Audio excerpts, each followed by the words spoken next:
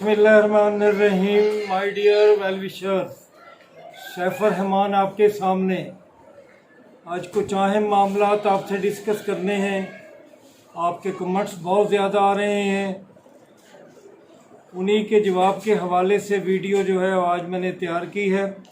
सबसे बड़ी और अहम बात वो ये है कि इम्तिहान कब हो रहे हैं एजुकेटर्स के और बाकी दूसरे कब हो रहे हैं और ऐड कब आ रही है। तो माय डियर वेल विशर, ऐड इंशाल्लाह सितंबर में आ जाएगी।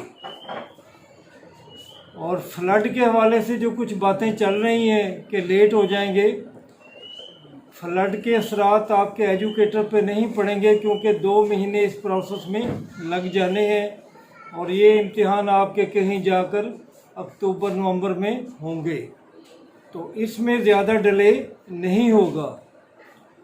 आप इसकी तैयारी रखें। ख़ुसूसन मैं कहूँगा कि आप लोग जीके की तैयारी ज़रूर रखें, उसको आपने फेस करना ही करना है। और जीके पे इतनी बातें हो चुकी हैं और अब कोई ऐसी बात नहीं कि आपको पता ना हो कि तैयारी कहाँ से करनी है। और फिर साइंस के जो सब्जेक्ट हैं उसमें भी मेरे वेल विशर FSC लेवल तक तैयारी रखें। मार्केट में यूट्यूब पर मुख्तलिफ फार्मूले आ रहे हैं, लेकिन उनमें अभी तक कोई भी कंफर्म नहीं है। मेरी तरफ भी मेरे वेल विशर भेजते रहते हैं। जो आजकल फार्मूला ज़्यादा है, आम हुआ है, वो ये है कि आपके जो एकेडमिक्स मार्क्स हैं वो कितने होंगे। वो बताते हैं कि 30 होंगे, रिटन टेस्ट 60 का होगा और प्रोफेशनल डिग्री 5 मार्क्स की होगी, जबकि इंटरव्यू 5 मार्क्स का। तो इसी पे क्लैशेस आ रहे हैं। अब मेरे वेल विशर 2 ग्रुपों में बटे हुए हैं। मैं ये क्लियर कर दूंगा कि दोनों मुझे अजीज़ हैं, BS4 वाले भी और मास्टर वाले भी। मेरे एक वेल विशर मुझसे नाराज़ हो रहे हैं, अल्ताफ़ साहब, उन्हें मेरी बात की समझ नहीं आई। मैं तो सबके लिए बराबरी की बात करता हूँ। फिर उन्होंने जो एक तंज किया है अल्लामा इकबाल यूनिवर्सिटी के हवाले से और पंजाब यूनिवर्सिटी के हवाले से, तो my dear well wisher, Allama Iqbal open university level की कोई और यूनिवर्सिटी नहीं है पाकिस्तान में, और ये पूरी दुनिया में रिकमेंडेड है। अगर आप इससे सही तालीम हासिल करें तो ये हर यूनिवर्सिटी से आगे है। तो उसकी बहुत कदर है जिसने ओपन यूनिवर्सिटी से तालीम हासिल की है। और पंजाब यूनिवर्सिटी के हवाले से भी जो बात आप करते हैं उससे भी मैं डिसएग्री नहीं करता, लेकिन बहरहाल किसी को कम और किसी को ज़्यादा ना करें। मेरी सिर्फ यही रिक्वेस्ट है कि जो BS4 वाले हैं और जो मास्टर डिग्री होल्डर्स हैं उनके मार्क्स किसी फार्मूले के तहत बराबर आ जाएं। तो मेरे ख्याल इसमें किसी को इतराज़ नहीं होना चाहिए, किसी का हक नहीं मारा जा रहा। और फिर ये बात बार बार देखने में आ रही है कि मैं MPhil या PhD के ख़िलाफ़ नहीं हूँ उन्हें, लेकिन ये मेरे वेल विशर ज़्यादा लेक्चरशिप की तरफ से जाते हैं। स्कूल में इनकी कोई इतनी कंट्रीब्यूशन नहीं होती और ना ही ये इतनी देर वहाँ रहते हैं।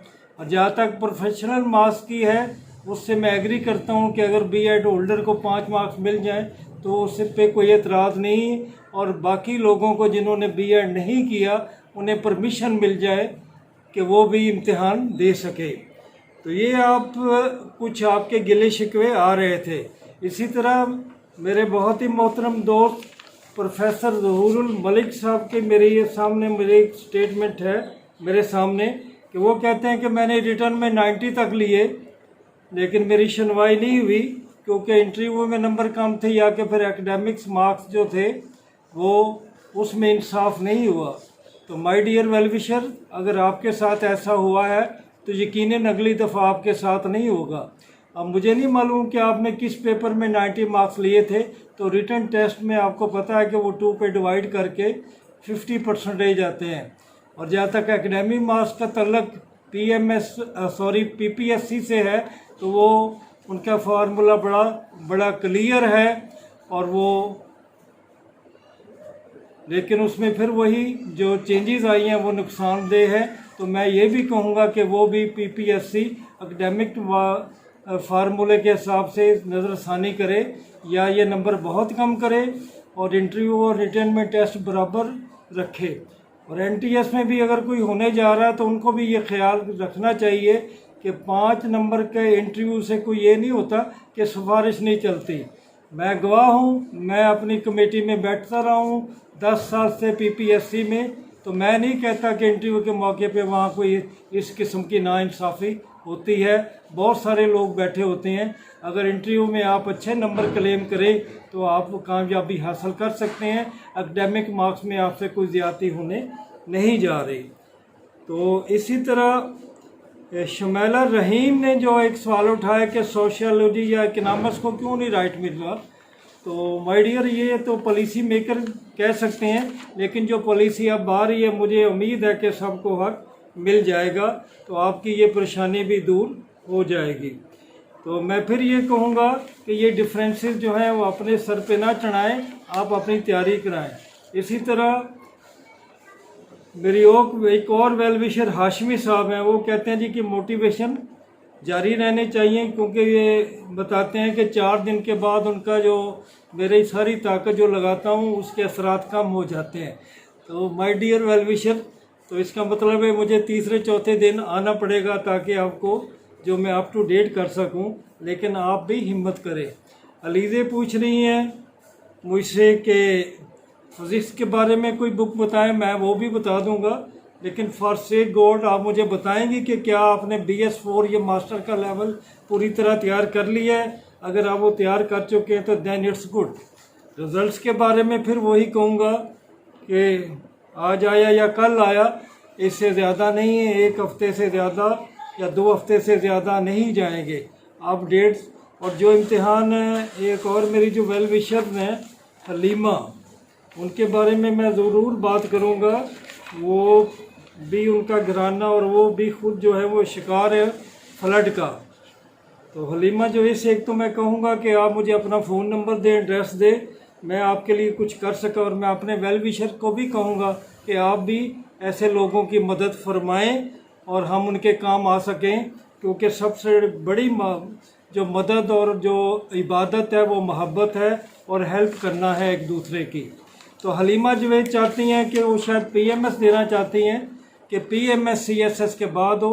ये तो मुमकिन है नहीं है मेरे ख्याल में, लेकिन बहरहाल कुछ न कुछ दिन उन्हें मिल जाएंगे। आखिर में ये कहूँगा कि दुनिया का जो बड़ा सबसे बेहतरीन और आज़मूदा नुस्खा है अल्लाह के कामयाबी का, सिराते मुस्तकीम में चलने का, वो अल्लाह के बंदों से प्यार करना है। अल्लाह के बंदों से प्यार करना शुरू कर दें, खुसूसन वो लोग जो माशी और माशरती तौर पे कमज़ोर हैं, तो अल्लाह ताला आप पे बहुत करम फरमाएगा। तो ये फ्लड भी हमें ये सबक देता है कि हमें इनकी मदद करना चाहिए। इसके हवाले से आपको मालूम है कि बहुत बड़े हमारे सूफ़ी सेंट हो चुके हैं जो 8वीं सदी में थे, उनका बड़ा जिक्र आता है अबू बिन अदम। और एक और हमारे जो अल्लाह के बड़े करीबी बंदे थे हकीम लकमान, तो उनका भी यही फार्मूला था। उन्होंने भी यही बताया कि मोहब्बत से बढ़ के कोई बड़ा नुस्खा नहीं है। अगर अल्लाह ताला का कुर्ब हासिल करना चाहते हैं तो दुनिया से उन लोगों से स्पेशल मोहब्बत करें जिनको लोग ठुकरा देते हैं। इंशाल्लाह आपसे फिर बातें और मुलाकातें जारी रहेंगी। आपका काम पढ़ना, मेहनत करना है। इंशाल्लाह अल्लाह ताला मदद फरमाएंगे। आपका काम पानी देना है और फल और बूटे लगाना मेरे मालिक का काम है। अल्लाह ताला आपका हामी और नासर हो। खुदा हाफिज़।